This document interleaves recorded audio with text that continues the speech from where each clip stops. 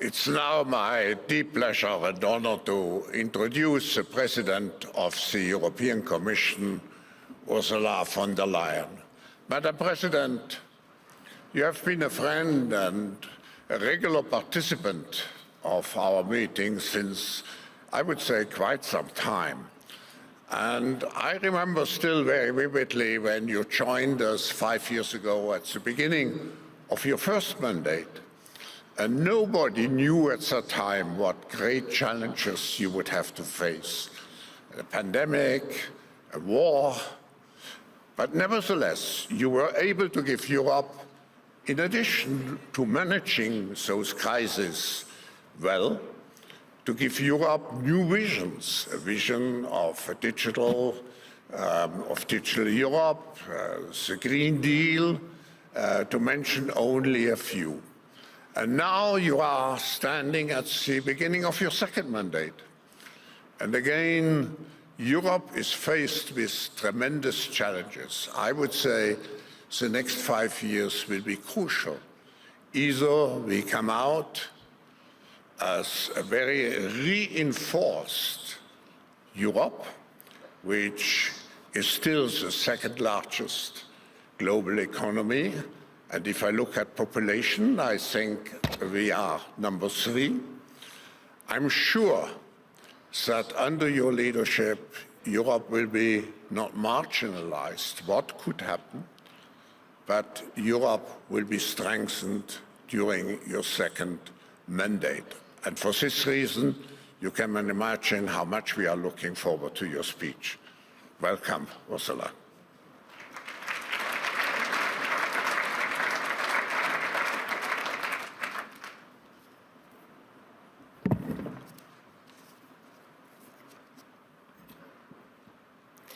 Lieber Klaus Schwab, liebe Karin Keller-Sutter, Your Majesties, Presidents, Prime Ministers, Excellencies, ladies and gentlemen.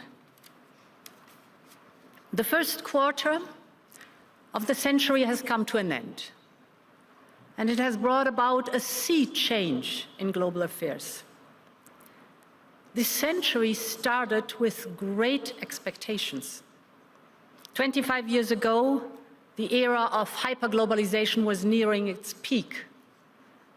As supply chains went global, hundreds of millions of people were being lifted out of poverty, especially in India and China.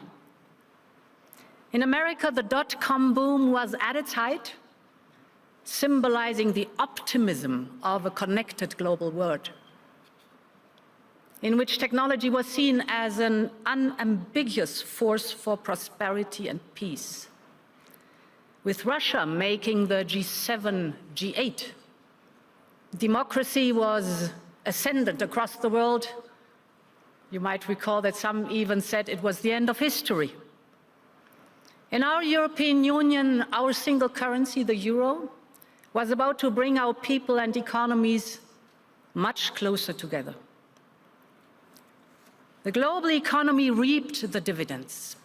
And here in Davos, world leaders discussed how global cooperation in technology could help the fight against poverty and disease. It was the promise of a more integrated and cooperative world.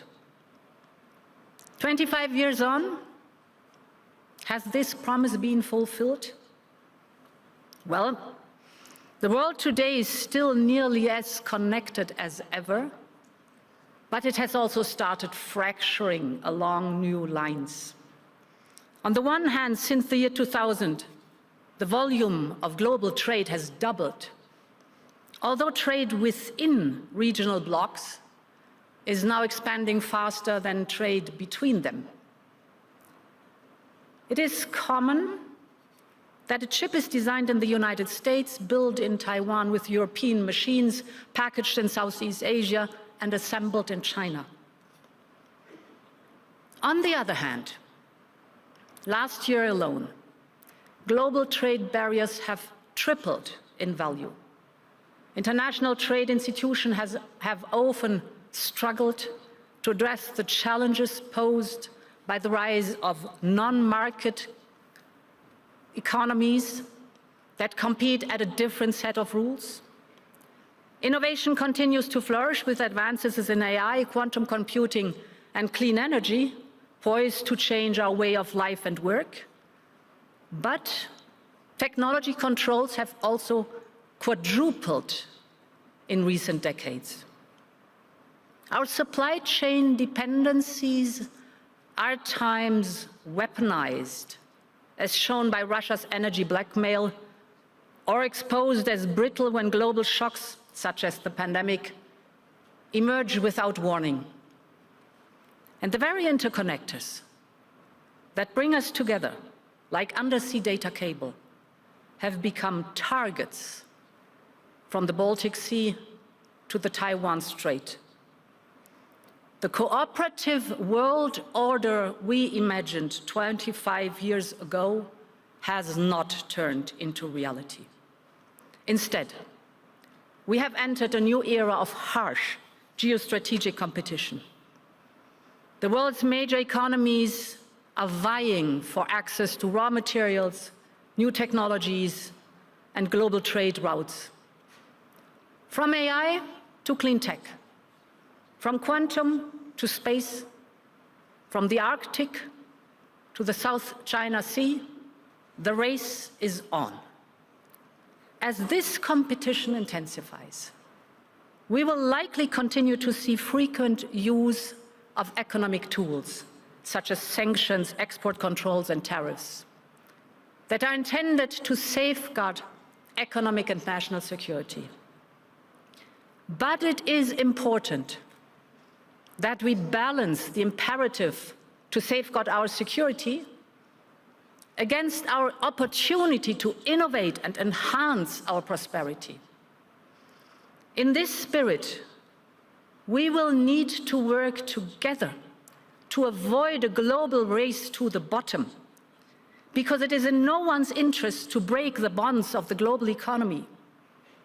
Rather, we need to modernize the rules to sustain our ability to produce mutual gain for our citizens. For us Europeans, the race begins at home. Europe has a unique social market economy. We have the second largest economy and the biggest trading sector in the world. We have longer life expectancy, higher social and environmental standards, and lower inequalities than all our global competitors. Europe is home to immense talent, along with the proven ability to attract ideas and investment from across the world. Our capacity to invent and create is underappreciated. Europe's global share of patent applications is on par with the US and China. But the world is changing. So must we. In the last 25 years, Europe has relied on the rising tide of global trade to drive its growth. It has relied on cheap energy from Russia, and Europe has too often outsourced its own security. But those days are gone. To sustain our growth in the next quarter of the century, Europe must shift gears. And this is why I asked Mario Draghi to deliver a report on European competitiveness. And on that basis, next week, the European Commission is presenting our roadmap, the Competitiveness Compass, which will drive our work for the next 5 years. Focus will be increase productivity by closing the innovation gap, a joint plan for decarbonization and competitiveness, overcome skills and labor shortages, and cut red tape. It's a strategy to make growth faster, cleaner, and more equitable by ensuring that all Europeans can benefit from technological change. And let me elaborate more on 3 foundations that will underpin this strategy. First, Europe needs a deep and liquid capital market. European household savings reach almost 1.4 trillion euros, compared with just over 800 billion in the United States. But European companies struggle to tap into that and raise the funding they need, because our domestic capital market is fragmented, and because that pushes money overseas. 300 billion euros of European family savings are invested abroad every year. That's a key issue holding back the growth of our tech startups and hindering our innovative clean tech sector.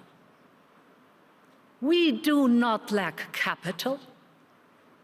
We lack an efficient capital market that turns savings into investments, particularly for early-stage technologies that have game-changing potential. And this is why we will create a European Savings and Investments Union with new European saving and investments products, new incentives for risk capital, and a new push to ensure the seamless flow of investment across our union. We will mobilize more capital to let Made in Europe innovation and risk-taking thrive. Second, we must make business much easier all across Europe. Too much of our top talent is leaving the European Union because it's easier to grow their companies elsewhere. And too many firms are holding back investment in Europe because of unnecessary red tape. We need to act on all levels, continental, national, and local. And we want to lead the way at the European level. For instance, we will launch a far-reaching simplification of our sustainable finance and due diligence rules. And we will make sure to create a conducive environment for our SMEs to scale up their capacity to build, to produce, and innovate in Europe. But I want to go even further than this. Today, the European single market still has too many national barriers. So sometimes companies are dealing with 27 different national legislations.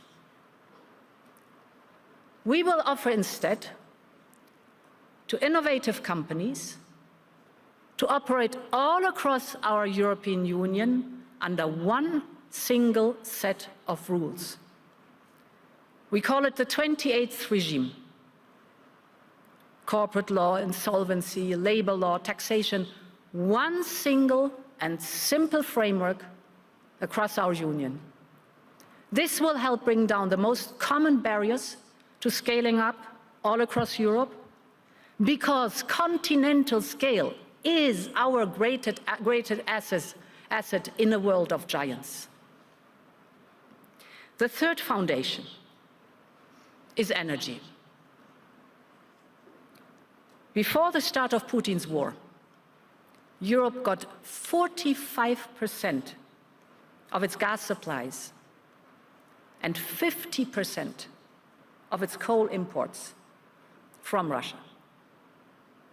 Russia was also one of our largest oil suppliers. This energy appeared cheap, but it exposed us to blackmail. So when Putin's tanks rolled into Ukraine, Putin cut us off his gas supplies, and in return, we substantially reduced our dependency on Russian fossil fuels in record time. Our gas imports from Russia went down by roughly 75%. And now we import from Russia only 3% of our oil and no coal at all anymore. But freedom came at a price. Households and businesses saw sky-high energy costs, and bills for many are yet to come down. Now the competitiveness depends on getting back to low and stable energy prices.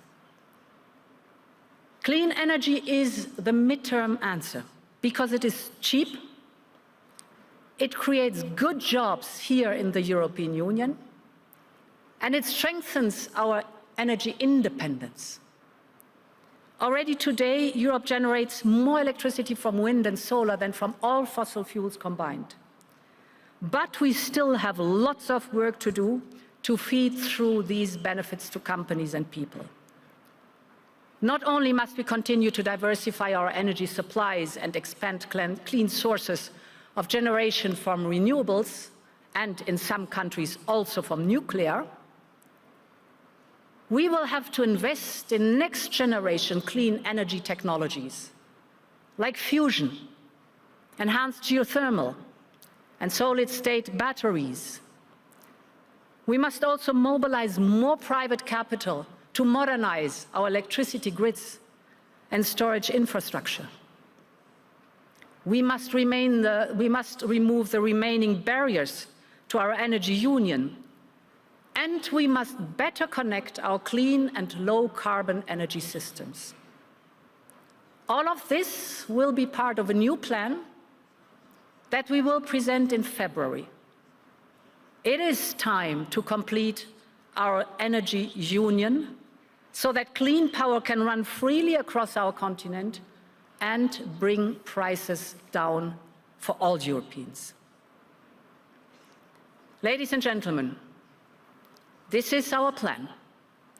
And the next few years will be vital to stay in the race of clean and disruptive technologies. Europe has everything it needs to make it happen. We have a private sector with a long-standing tradition of innovation. We have top-class workforce. We have a huge single market of 450 million consumers and a unique social infrastructure to protect people from the great risks of life.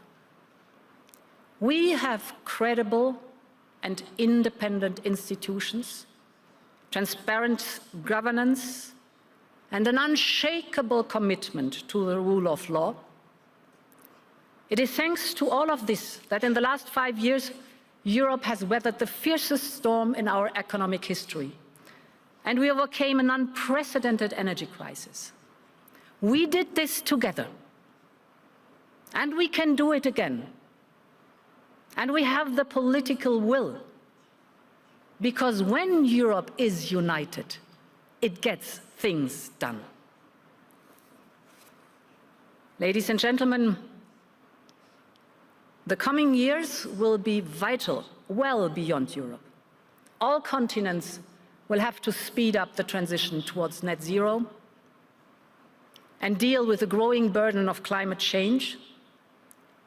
Its impact is impossible to ignore. Heat waves across Asia, floods from Brazil to Indonesia, from Africa to Europe, wildfires in Canada, Greece, and California, hurricanes in the US and the Caribbean. Climate change is still on top of the global agenda. From decarbonizing to nature-based solutions, from building a circular economy to developing nature credits, the Paris Agreement continues to be the best hope for all humanity. So Europe will stay the course and keep working with all nations that want to protect nature and stop global warming. Likewise, all continents will have to grasp the opportunities of AI and manage its risks. On challenges like these, we are not in a race against each other, but we are in a race against time. Even in a moment of harsh competition, we need to join forces. And Europe will seek cooperation, not only with our long-time like-minded friends, but with any country we share interests with. Our message to the world is simple.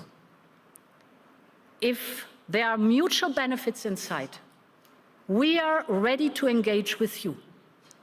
If you want to upgrade your clean tech industries, if you want to upscale your digital infrastructure, Europe is open for business.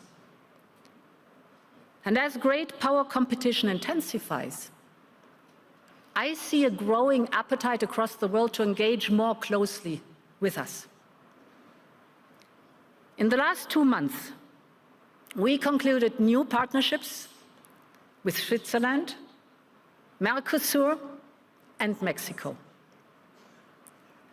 This means that 400 million Latin Americans will soon be engaged in a privileged partnership with 450 million Europeans. These deals were in the making for years, if not decades. So, why are they all happening today? It is not only because Europe is a large and attractive market, but because with Europe, what you see is what you get. We play by the rules. Our deals have no hidden strings attached. And while others are only interested in exporting and extracting, we want to see local industries flourish in our partner countries, because this is also in our interest. It is how we diversify our supply chains. And this is why Europe's offer is so attractive all across the world.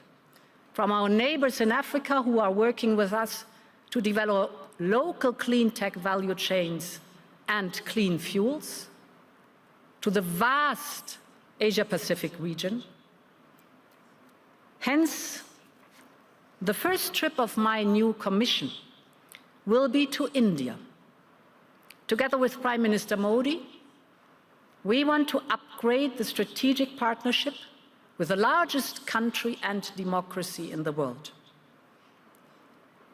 I believe we should also strive for mutual benefits in our conversation with China. When China joined the WTO 25 years ago, the impact of rising Chinese exports were called the China shock. Today, some are talking about a second China shock because of state-sponsored overcapacity. Of course, we must respond to this. Defensive trade measures are being adopted across the world, including the Global South, as a response to Chinese market distortions. This is also why Europe has taken measures, for instance, on electric cars. At the same time, I have always stressed that we are ready to continue our discussions, and we will continue to de-risk our economy. Many believe, including in China, that it would be in China's long-term interest to manage more responsibly its economic imbalances. That's also our view. And I believe that we must engage constructively with China to find solutions in our mutual interest. 2025 marks 50 years of our union's diplomatic relations with China. I see it as an opportunity to engage and deepen our relationship with China, and where possible, even to expand our trade and investment ties. It is time to pursue a more balanced relationship with China in a spirit of fairness and reciprocity. This new engagement with countries across the world is not only an economic necessity, but it's a message to the world. It is Europe's response to rising global competition. We want more cooperation with all who are open for it. And this, of course, includes our closest partners. I think, of course, of the United States of America. No other economies in the world are as integrated as we are. European companies employ in the United States 3.5 million Americans. And another million American jobs depend directly on trade with Europe. Entire supply chains stretch on both sides of the Atlantic. For instance, an American airplane is built with control systems and carbon fibers from Europe. And American medicines are made with chemicals and laboratory tools that come from our side of the Atlantic.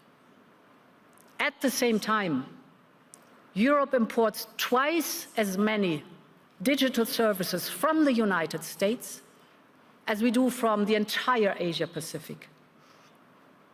Of all American assets abroad, 2/3 are in Europe. And the US provides over 50% of our LNG. The trade volume between us is 1.5 trillion euros, representing 30% of global trade. A lot is at stake for both sides. So, our first priority will be to engage early, discuss common interests, and be ready to negotiate. We will be pragmatic, but we will always stand by our principles. We will protect our interests and uphold our values, because that is the European way. The rules of engagement between global powers are changing. We should not take anything for granted. And while some in Europe may not like this new reality, we are ready to deal with it. Our values do not change. But to defend these values in a changing world, we must change the way we act. We must look for new opportunities wherever they arise. This is the moment to engage beyond blocks and taboos. And Europe is ready for change. Thank you very much, and long live Europe.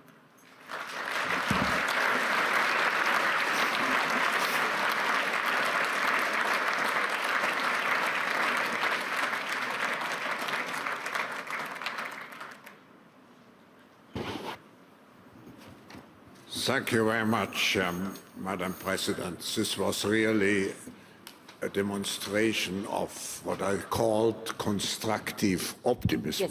Yes, indeed. I think you dealt with all the major issues, but there was one issue where I still would like to ask you a question. We may face reduced American engagement in Ukraine. What will be the consequence for Europe, and how do you see Europe's role in the ongoing war in Ukraine? Yeah, thank you very much, Klaus. I think we should never forget where it all started. Ukraine is a sovereign country, and Ukraine determined its own future by asking for accession to the European Union. That's where it all started. And the response was an invasion by its neighbor, Russia. Secondly, I think we should also never forget in the European Union that this is not only about the security of Ukraine, but it's also about the European security. And the third point is, no one wants more peace than the people of Ukraine. But what they want is a just and a lasting peace. What they don't want is a frozen conflict that erupts again a little time later. I have witnessed over the last 3 years how Ukraine is working hard for the accession to the European Union. It's amazing to see the speed in which they work on heavy, difficult reforms while fighting a war. So for us, because of all this, it is very clear that we will continue to support Ukraine. We have supported Ukraine by now by almost 130 billion euros. But we will continue to support Ukraine without any question. Whatever happens next, for us it's important that Ukraine stays an independent country and that it is Ukraine that decides on its own territory. And therefore, Klaus, the sentence is still valid. We stand by Ukraine for as long as it takes. Thank you. That was a very clear message, and of course we will welcome President Zelensky during this meeting. And let me just say, Madam President, I think you provided us with a clear vision and perspective for Europe, even in a very difficult time.